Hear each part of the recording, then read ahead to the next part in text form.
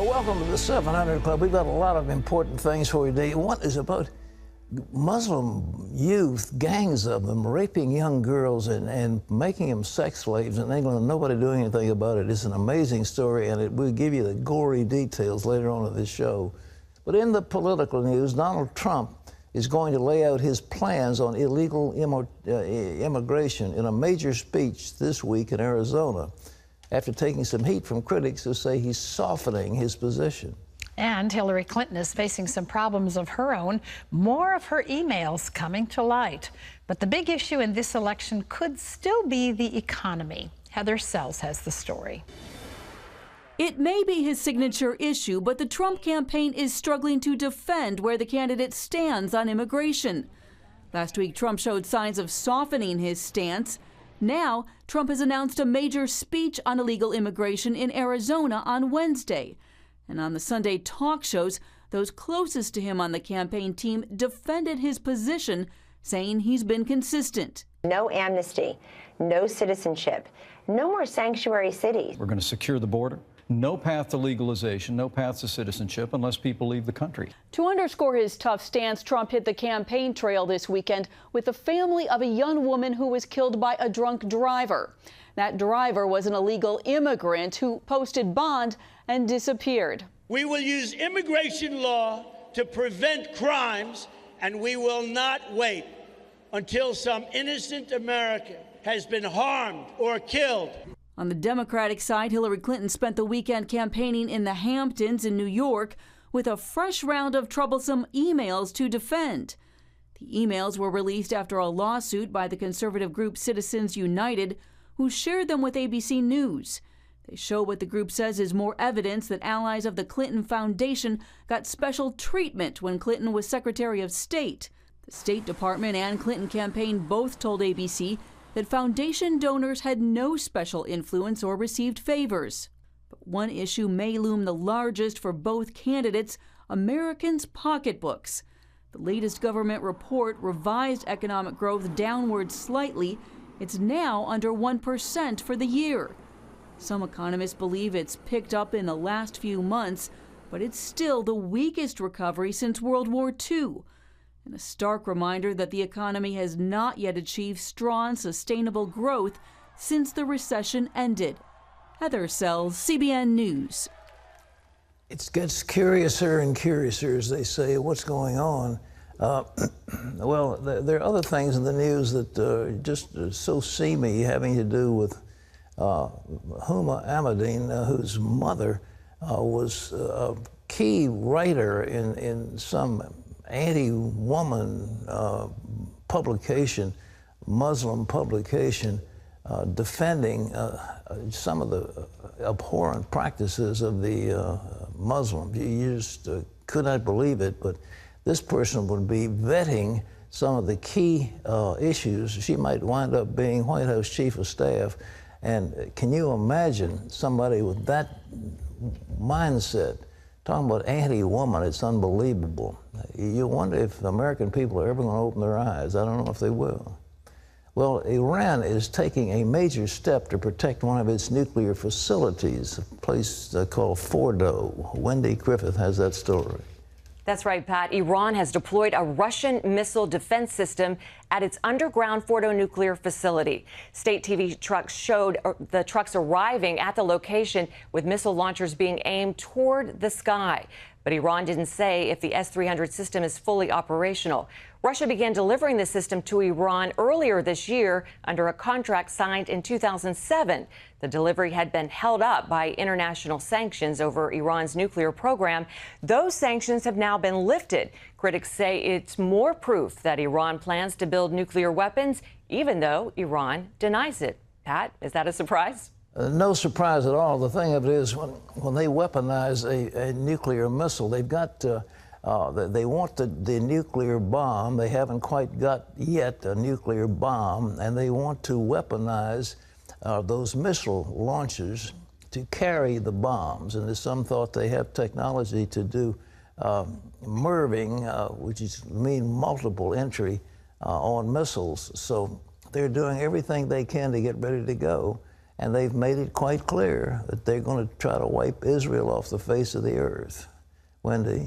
Pat, here at home, the fatal shooting of the cousin of NBA star Dwayne Wade has once again focused attention on the brutal violence in Chicago. Wade's cousin was shot Friday while pushing her baby in a stroller near a school. She was just another mother who wanted her children to get an education just like any good parent would. When will enough be enough? The answer is clear to me. It's clear, crystal clear.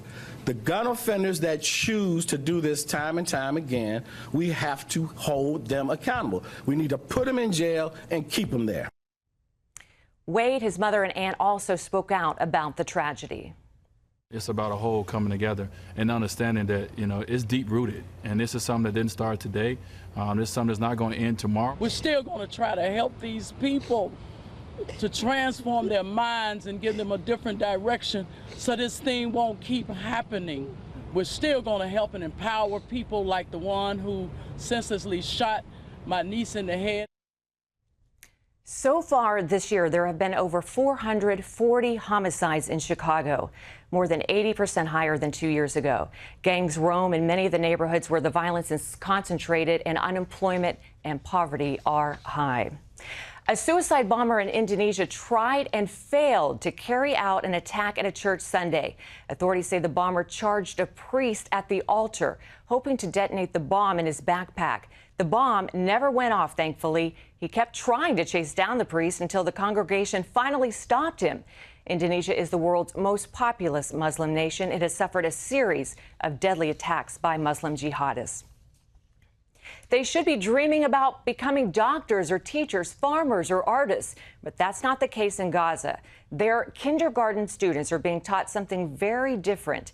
Instead of dreaming of living, they're dreaming of dying. And as Chris Mitchell reports, their graduation ceremony earlier this year revealed the chilling truth about what really happens in Palestinian schools.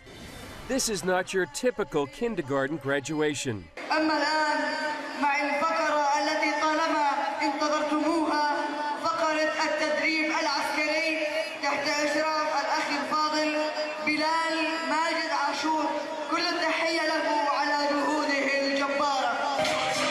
You're watching the graduating class at the Islamic Al-Huda kindergarten in Gaza. The research group Memory posted the video after finding it on the kindergarten's YouTube account and Facebook page. The video showed the children dressed up in Islamic Jihad fatigues, handed mock assault rifles, and beginning to go through military drills. The young commandos staged an attack on an Israeli tank. They planted mines and launched mortar shells. Then comes a simulated raid on an Israeli army base. First, they kill the sentry, then enter the base and emerge with a kidnapped Israeli soldier as their prisoner. Some of the action incorporates helmet cam footage. This reveals the type of training given to some young Palestinian children. Afterward, the Islamic Jihad leader in Gaza delivered a speech saying the children were sending a message of love.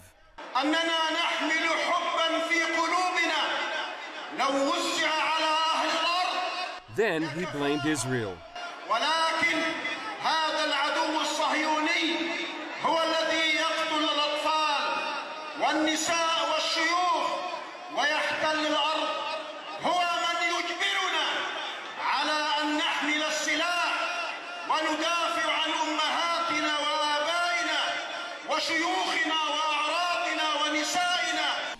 The goal is to train children to become future soldiers against Israel, the Zionist enemy.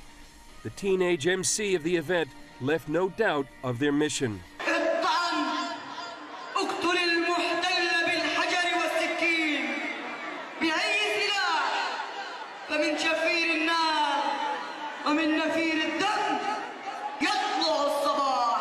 Chris Mitchell, CBN News, Jerusalem. Wow, Pat, it's heartbreaking to see these little ones be indoctrinated with hate at such an early age. It's heartbreaking, Wendy, but worse than that, it's heartbreaking to think that intelligent people in Europe and the United States are going for this divestment from Israel because of the Palestinians. They are training these kids to hate and kill. And when you grow up with that, sure enough, you're going to find hatred and killing. And it has nothing to do with the atrocities of the Israelis or the atrocities of the Americans. It has to do with an inbred hatred, and that is part of that religion. It is not a religion of peace. Well, I've said it over and over and over again. Islam does not mean peace. Salam means peace. Islam means submission. It means submission to the doctrines of the Quran, to the Hadith, and of course Sharia law. But they're taking it one step further. They're training these little babies to kill and to hate and to be martyrs. It just makes you sick at your stomach to think that these little children are being used and set up for cannon fodder, which is what they are. They'll put them in the little vests and with explosives and run them in some place where they wouldn't be suspected, then they'll blow the installation up. It's horrible to contemplate that a society would be that way. You talk about divestment. Instead of trying to sell out stocks in Israeli companies, what we should be doing is denying the Palestinians any money at all from Western sources until they clean up their act. They cannot be exporting this kind of evil and terror. And then they said in the same ceremony that this is a message of love, some kind of love. Terry? Irrational.